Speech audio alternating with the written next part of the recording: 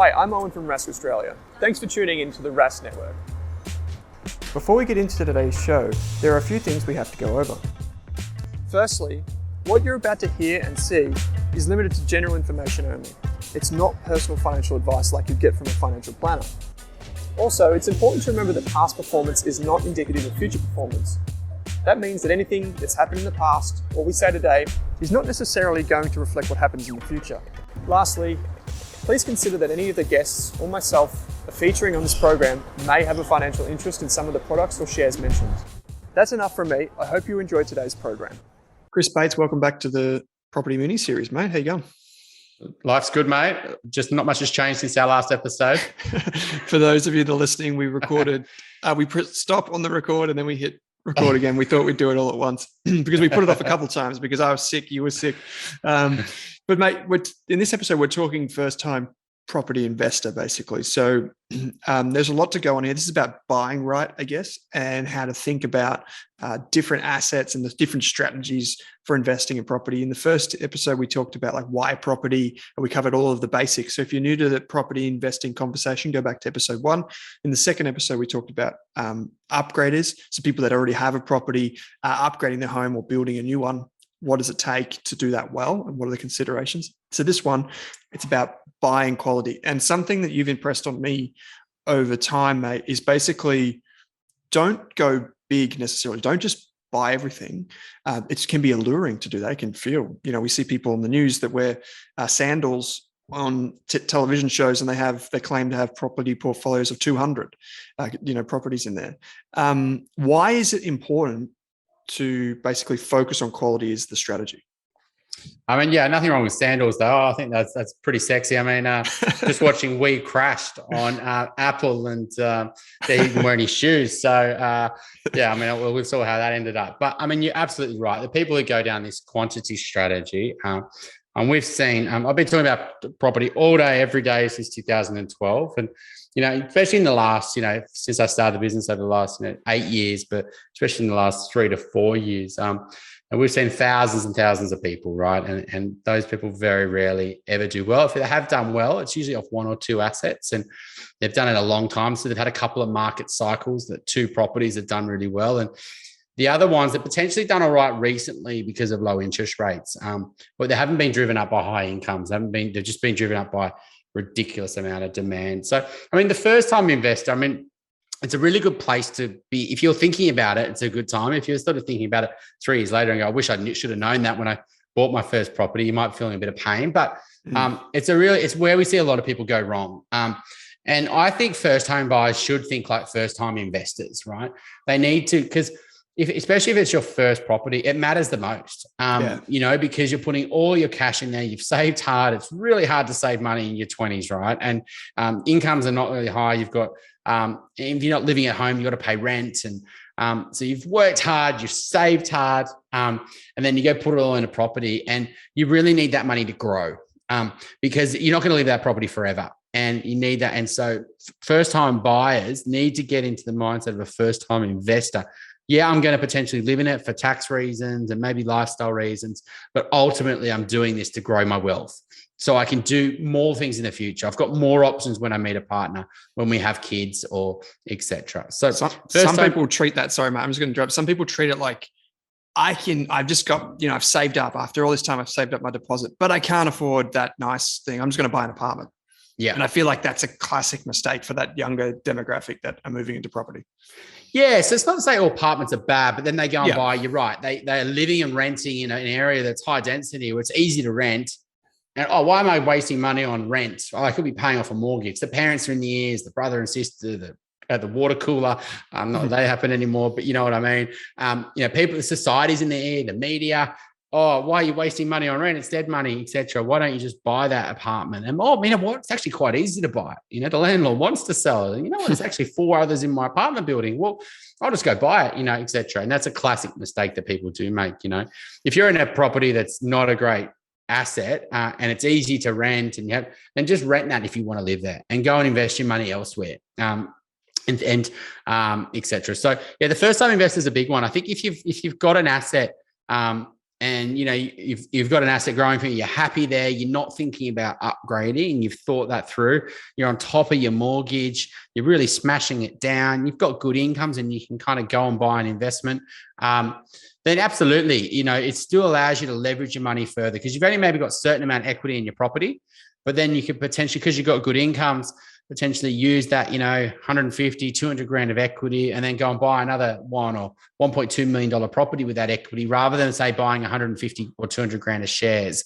So that's why it makes sense for them to then go and look at property. The other reason it makes sense is that they don't have to put any cash involved. You can use all the equity in your home to cover the deposit, and then, you borrow 80% on it at a new bank, for example. So first time, let's maybe I can be a bit of the guinea pig here. So we've bought a house about an hour outside of Melbourne. I would say it's a high quality asset. I feel like we bought it at a very good price. We've obviously done a bit of work to it, upgraded it a little bit ourselves.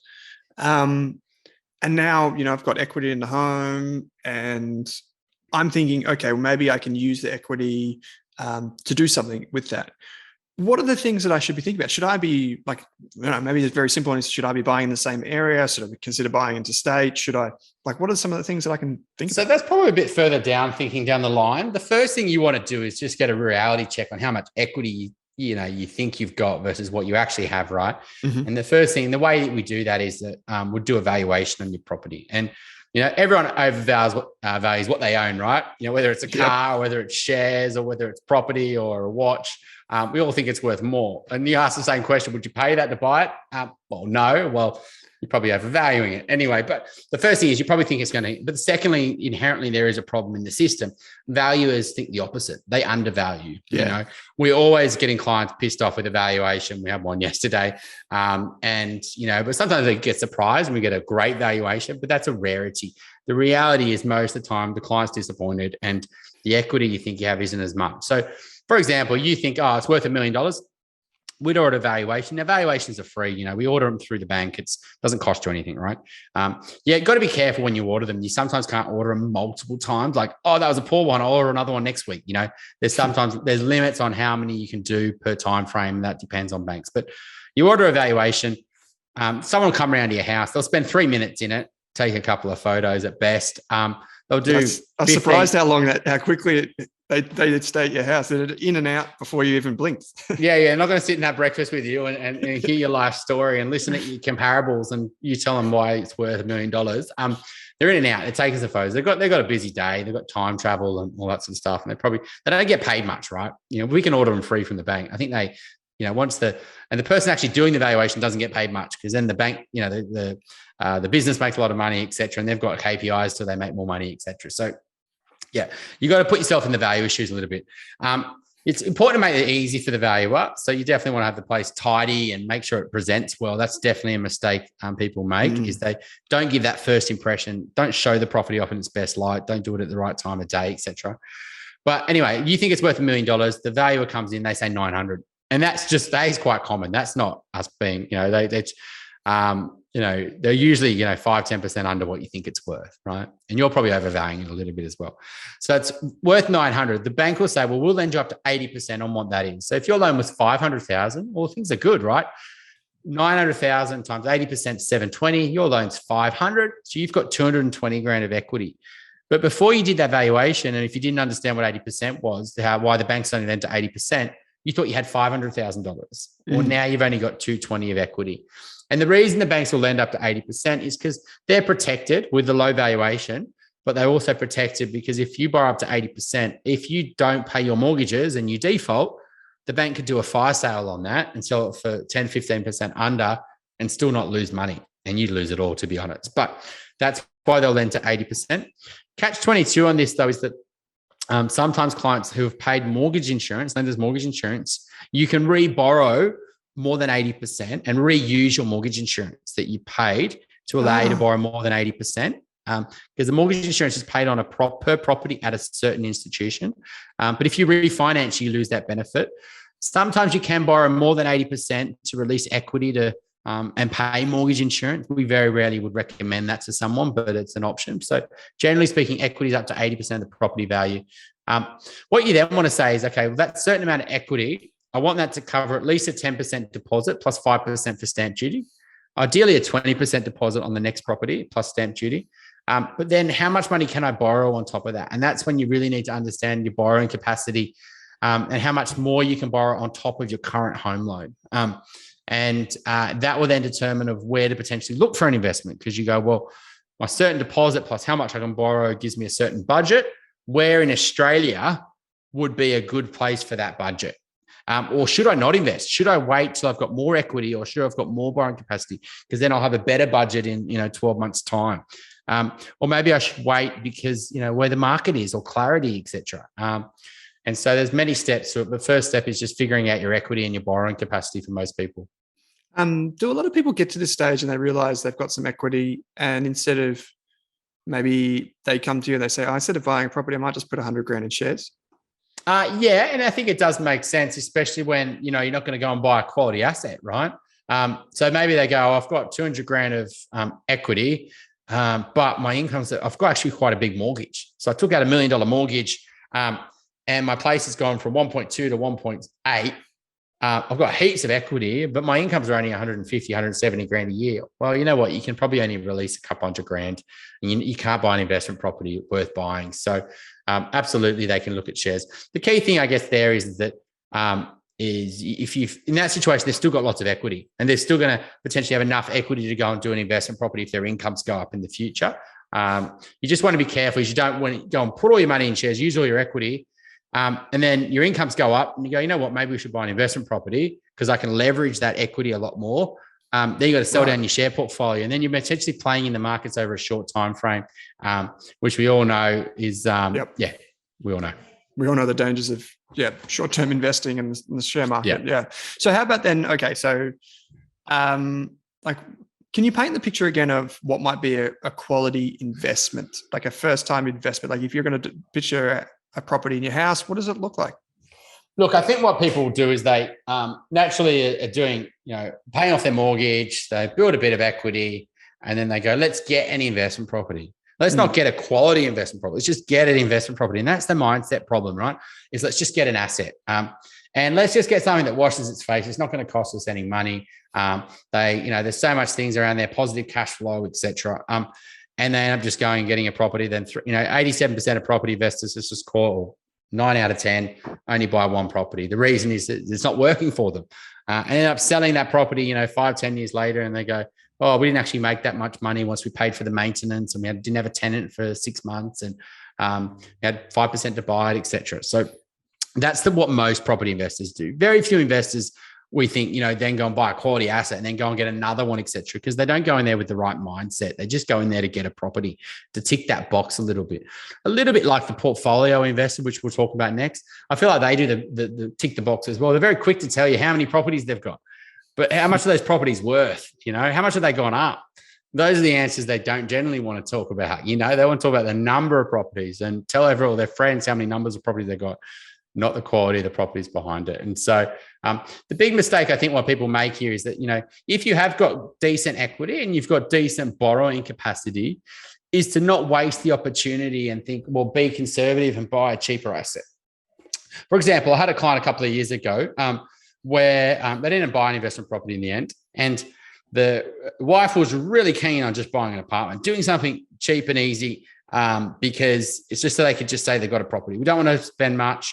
They could borrow, to get to a quality asset. And I was like, well, really, you're going to buy, and this is into the Sutherland Shire, into the apartment market, probably the bottom end of the apartment market. And they wanted a bargain mentality. And that's a big mistake investors make, is they try to just get a bargain rather than get something that's quality. It's same as, in stocks, et cetera, right? And I was like, no, get into the housing market down there, get into, you've got the capacity, you're almost debt free, you've got great incomes, we've got high cash flow costs, et cetera.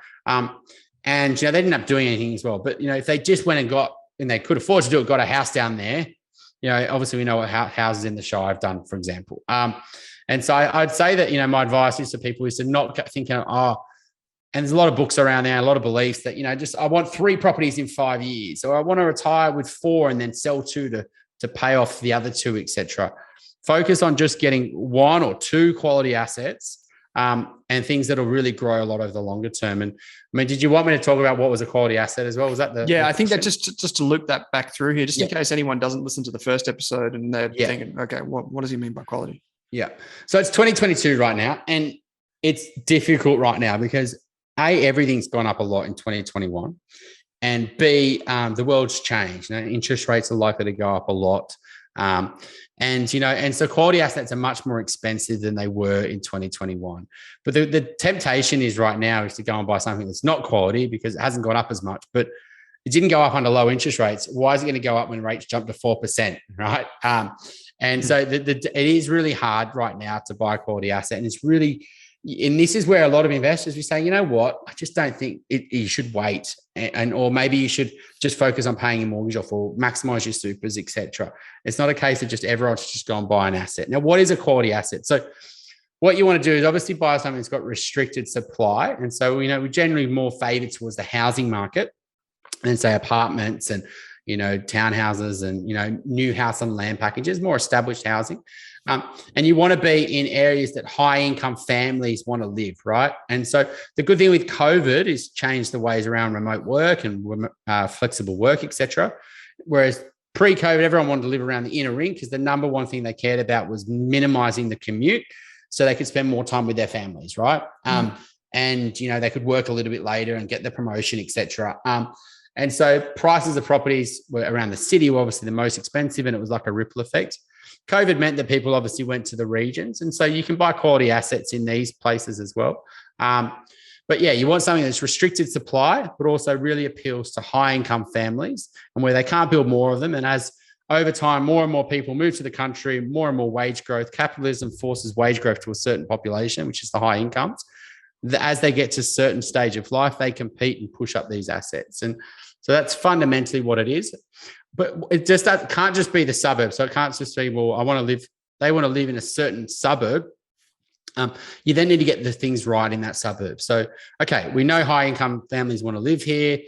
We know there's restricted supply because it's right near the water and it's covered by surrounded national parks and they can't build anymore in this location.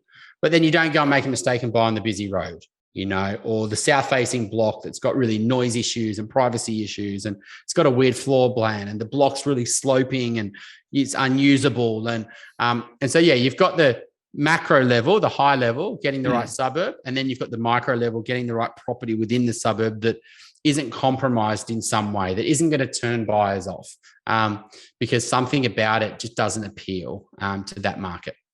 How about then, let's just run through some counterpoints. Maybe I'll just throw some ideas at you. Yeah. So what about if I'm a first-time investor and I'm thinking I might go buy like in a beach house type suburb, down by the bay.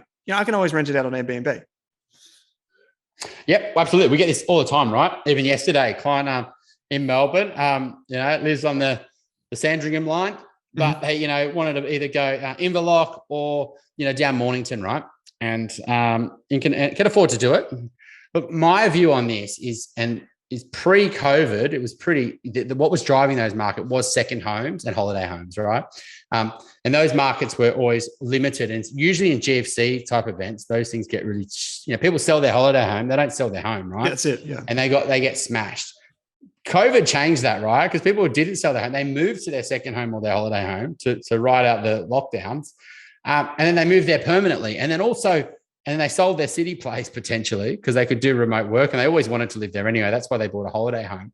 But also you've got home buyers moving there. So if I'm going to buy into a holiday home like town, it can't just be a holiday home town.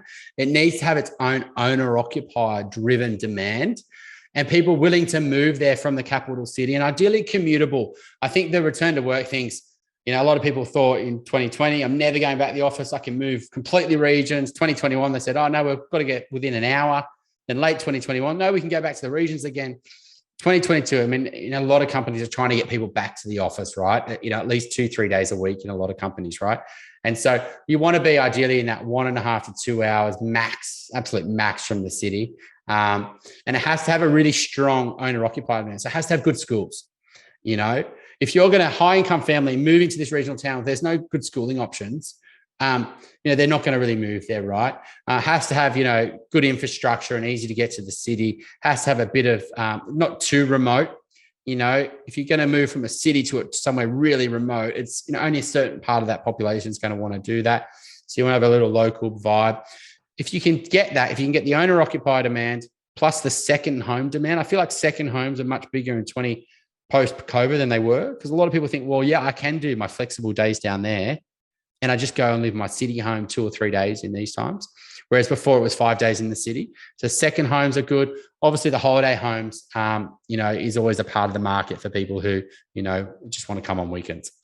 Okay, I'll give you one more. What about I don't want to spend that much, but I can probably afford one of these house and land packages. So it's, and this is, and I do laugh there, but the reality is, what is a lot of investors buy is new, and there's a number of reasons why. The real reason is why it's because they've been spooked that idea by someone, right? And usually someone who's selling that new property, or a company, unfortunately, like a financial advisor or a brokerage, or an accountant. Accountants are obviously the worst, unfortunately the worst at this, I would say, is because they get sold the dream that depreciation benefits and tax write-off is the reason to buy an investment property, not to build wealth, is to save money on tax. And the reason people go and buy house and land packages, new townhouses, new apartments, is that, yes, they think that they've got less maintenance and they're easier to rent out, all these sort of fallacies. And so, you go and buy this new greenfield estate. Okay, but when you buy that thing, it's a brand new building. But if you ever go look at a building that was new in 2020, go look at it now. It doesn't look so new. The kitchen's looking pretty tatty. The gardens, all the building, all the materials have changed. The light switch, the oven, everything's depreciating, right? So the reason the government allows you to use depreciation is because you're buying an asset that actually is depreciating. And when you go and sell it one day, is you've got this new house and land package where you've got an old house that's 3-4 years old, that's nowhere near new. That's gone down in value, the house portion.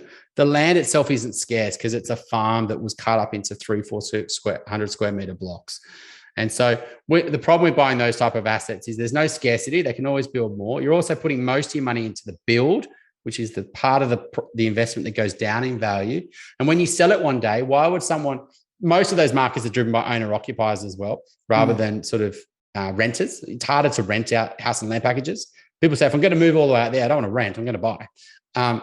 And so you get issues with tenants and the quality of tenant as well, if you're getting issues with tenants.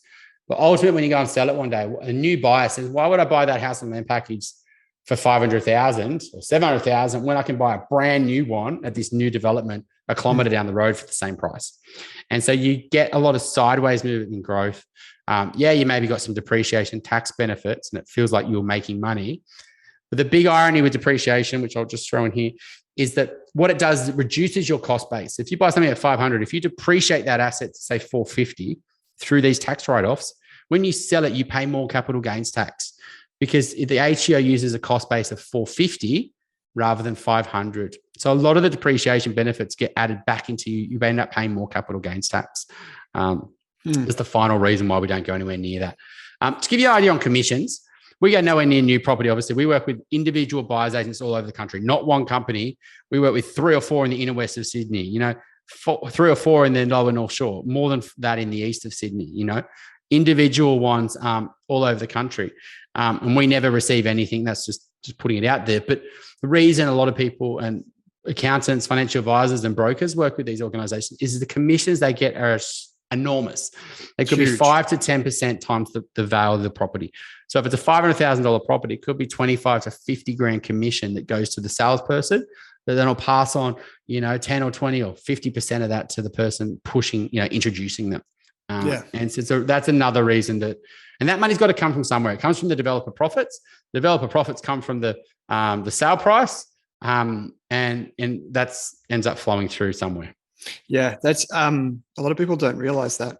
And I was chatting to a guy the other day and he was saying, I've got my accountant set me up in this SMSF with my advisor. And I go, oh, how did you meet the advisor? And he goes, I was referred from the accountant. I said, oh, how'd you get the property? Oh, the accountant told me to buy the property. And I was thinking, well, first of all, maybe try and get some separation between those two people and get a second opinion, because it might actually, there might be a few changes there with that SMSF or with the property that you might need to think about. And that's really good. Why that worries me there, Owen, is it's their super, right? Everyone sort of says, look, I've got enough money in super, and this is the danger. And this is why I thought the ATO would actually ban it. And there was in the Royal Commission, it was recommended, in other parliamentary inquiries, it was recommended that, you shouldn't be able to leverage your super. The reason they were pushing for ending it is they knew people were butchering their super funds, right? For this person, they had 150 grand in their super fund. They've gone and bought a $500,000 house and land package. Maybe had 200 grand in their super fund. You can't leverage as much, right? So, and they've gone and wasted their super, which could have compounded in a low-cost fund and compounded for the next 30 or 40 years and grown. Now they're blown it in a poor property. So we very rarely encourage our clients to use their self-managed super funds or talk to them about that. We very rarely do loans in it. If it was done under 5 in the last year, it's usually only people who are putting in the maximum, have got big balances in their super, that can do both. They can diversify into a quality asset, plus keep a good portion growing in the stock market for their retirement. That's a really good point. And this is where a good advisor can also help, like playing a part in the education piece as well. Not necessarily on the property side or the credit side and the financing side, but maybe on the strategy side. Absolutely. Yeah.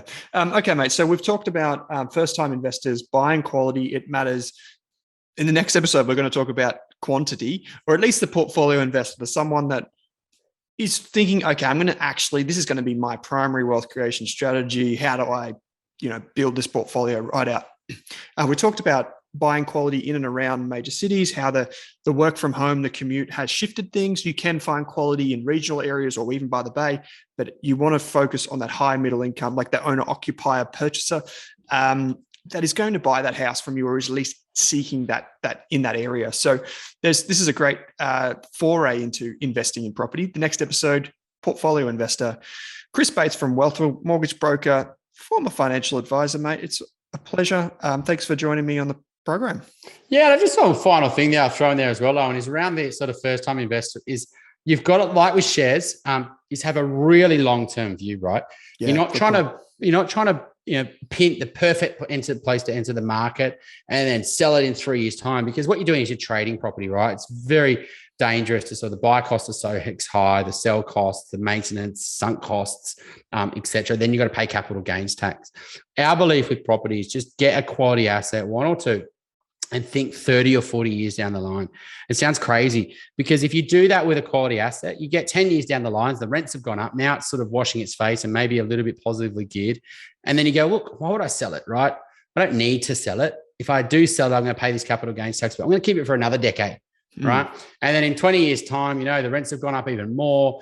Maybe you've paid off your own mortgage. Maybe that's almost start paying itself off as well, because the rent's now not only covering interest, it's also paying down the capital. And then you say, well, why would I sell it now? It's still the same fundamentals. Restricted supply still appeals to super, high income families. There's less of them on the market. I'm going to keep it for another 10 years. And even when you get to retirement, you say, well, why would I sell it now? I might as well use my super first. And start draking money out of there, because otherwise I'll pay this big capital gains tax bill. So I'll wait another 10 years and I'll use the rental income to supplement my, my super income, etc. So you've got to have this really long-term mindset, I think, with property, rather than sort of, I want to make money in the short term and start and fall for all the hot spotting sort of research out there and, trade. I'll buy in this hot spot, then I'll sell it. And then I'll buy in this place. You would have done much better just buying a quality asset and then just, focusing on life rather than focusing on trading property. And it's also peace of mind, isn't it? It's a lot simpler. So, we'll talk more about some of the risks in the next episode. Chris, awesome. Pleasure. Thanks, mate. Owen. Talk soon.